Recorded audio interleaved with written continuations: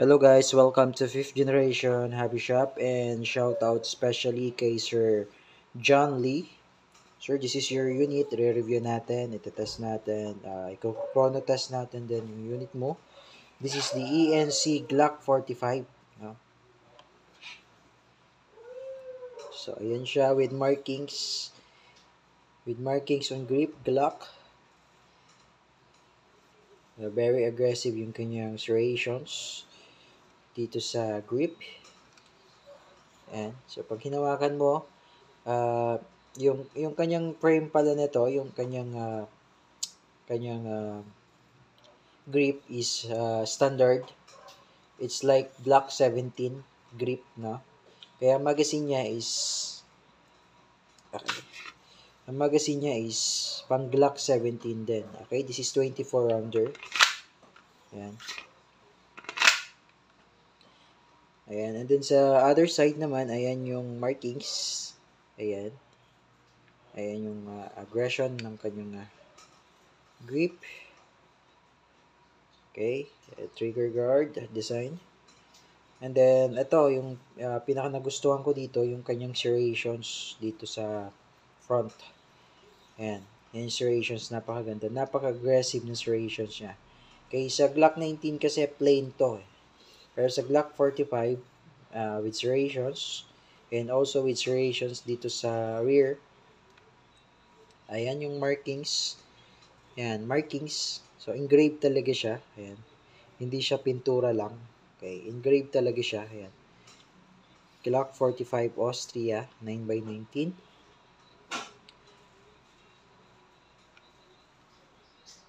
Ayan. Okay, so this one is just a sticker lang po, no? Natatanggal yan. And then, tingnan nyo yung design ng kanyang sight. Rear sight and the front sight. No, meron siyang white dot. Okay, and then napaka-cute ng kanyang Picatinny rail na pwede kayo mag-install dyan ng flashlight. And also, kung mapapansin nyo yung kanyang barrel, yan, may thread siya, no? Yan, may thread yan. So, pwede kayong maglagay dyan ng tracer unit. So, sa mga gustong, isang tip, sa mga gustong maglagay ng silencer sa airsoft, so much better po na maglagay kayo ng tracer instead of silencer. Kasi yung silencer is just a dummy. No, hindi naman yun, pag sinalpak mo dito, mag-iiba yung burst sound or yung tunog ng airsoft natin. Hindi eh. So, wala siyang effect. So, kumbaga, dami lang po yun. Kumbaga, display lang po yun. Pero kung ilalagay nyo dito ay yung tracer unit, talagang malilibang kayo kasi mas maganda yun kapag lalo na pag madilim, walang ilaw. Kala mo may umaapoy dito sa part na to sa may muzzle niya no? Kasi yung tracer unit na yon, pag may dumadaan na bibis, okay, may reaction siya, umiilaw. Okay, umiilaw siya. So, yun yung magandang ilagay sa mga unit natin instead of silencer kasi iba naghahanap sa amin ng silencer. So ngayon lalagay mo siya sa unit. So ayun, may silencer nga yung unit mo pero same pa rin naman yung tunog, yung burst sound, tsaka hindi rin magbabago yung EPS nun. Ganun pa din. So kung maglalagay ka ng silencer, yung tracer units na lang para din yung silencer pero may yon, may effect yon, okay? So, ayan, yung unit ni Sir John Lee, the Glock 45 by ENC. Okay? Ayan, so, meron siyang kasamang number 12 na standard power. So, sa mga nagtatanong, pwede bang gamitin yung number 14? Okay, yung number 14. So, pakita ko lang sa inyo.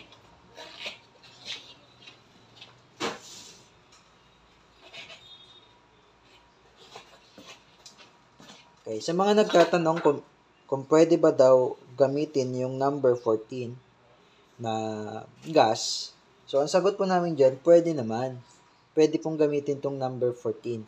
Pero yung charge nyo dito ay dapat konti lang. Dapat konti lang. Kasi ito, power up kasi ito eh. Kumbaga yung pressure nito mas malakas compare sa number 12. So, pwede kayong gumamit ng 14, pero konti lang yung ilalagay nyong gas. Okay, kung sabihin natin dito lalagyan nyo, dito ay maglalagay kayo ng 3 segundo, sa 14, 1 or 2 seconds lang. Okay, so pwede po siya. Okay, and then, ang kasama po niya is number 12, and then meron na rin siyang kasama 4,000 shots na PBs. And then, nag-order si sir ng extra silicone oil. Okay? Itong silicone oil, ginagamit po siya para sa mga o-ring, ginagamit po siya sa mga o-ring ng magazine natin. Ayan. Meron kasi yung o-ring. So, dito sa valve na to, ito, mapapansin nyo, meron siyang screw, meron siyang valve. So, pwede nyo siyang patakan ng silicone oil. Yan. Pwede nyo yan patakan. And then, pwede nyo ring patakan tong outlet valve. Okay? Pwede nyo ring lagyan ng silicone oil yan. And then, kung ito kasi silicone oil, iba pa po yung iba pa po yung lube. Okay? So, pero pwede na rin itong gamitin para sa slide. Okay? So, kung gusto nyong lagyan yung slide, okay, para smooth yung serrations, smooth yung reciprocation ng slide, no? Siyempre, pabalik-balik yan siya. Yan. Para smooth, pwede nyong lagyan yung pinaka-railing dito sa ilalim. No? Babaklasin lang natin.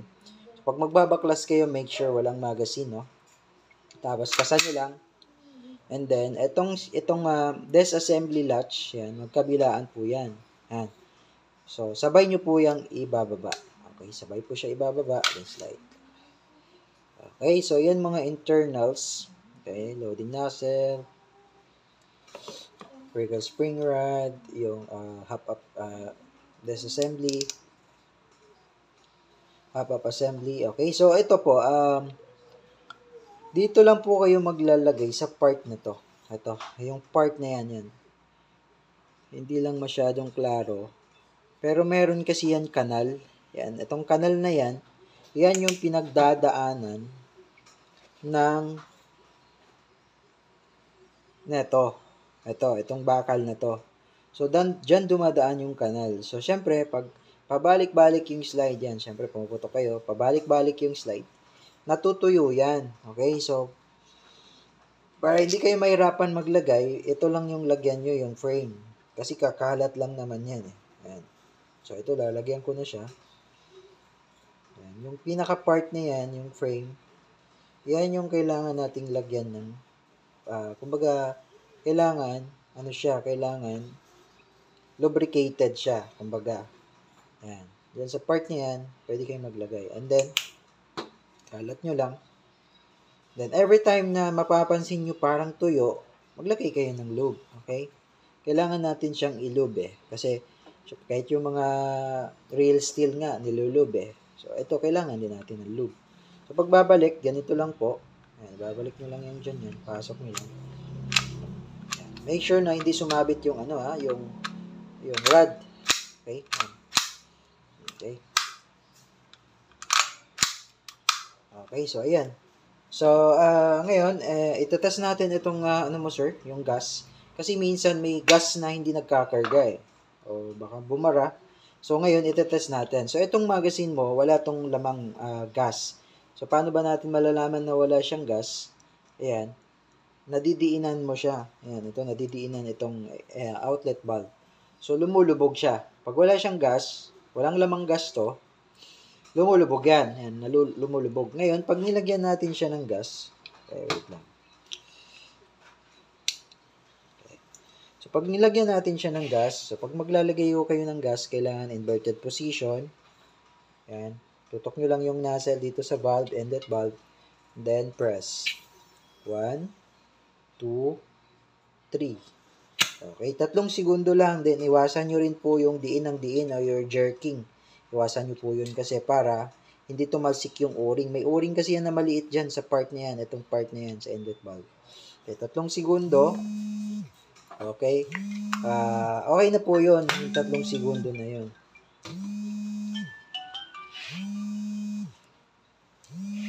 Okay, so now maglalagay tayo ng BBs. Okay, BBs.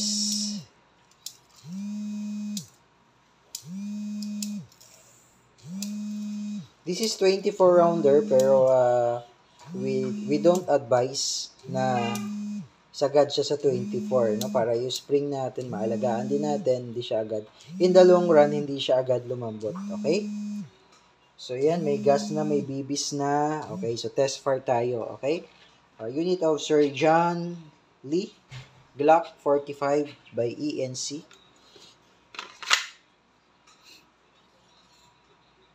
Okay, so yung ano niya, yung slide niya ay magkasing haba lang ng Glock 19. Pero yung frame niya ay magkasing haba din, ay kasing haba rin ng Glock 17. Okay? Yan.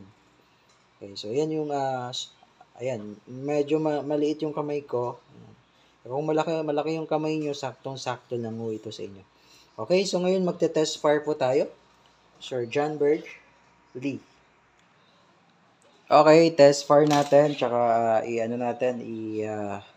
chrono test natin yung unit mo, sir. Glock 45. Okay, so chrono test fire tayo. Okay, firing. Ayan. 276 EPS. Firing. 287 EPS. Okay. 291.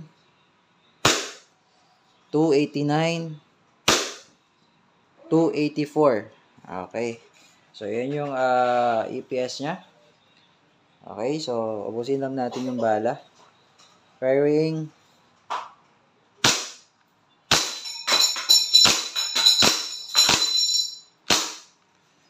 Okay, so ayan, nag-open slide siya. Just like sa mga real steel, nag-open slide siya pag wala ng bala. Just remove the magazine, no?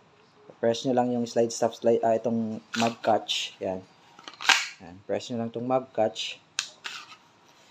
And then, ang gawin nyo po, hatakin nyo itong slide. Hatakin nyo siya, then release. Okay.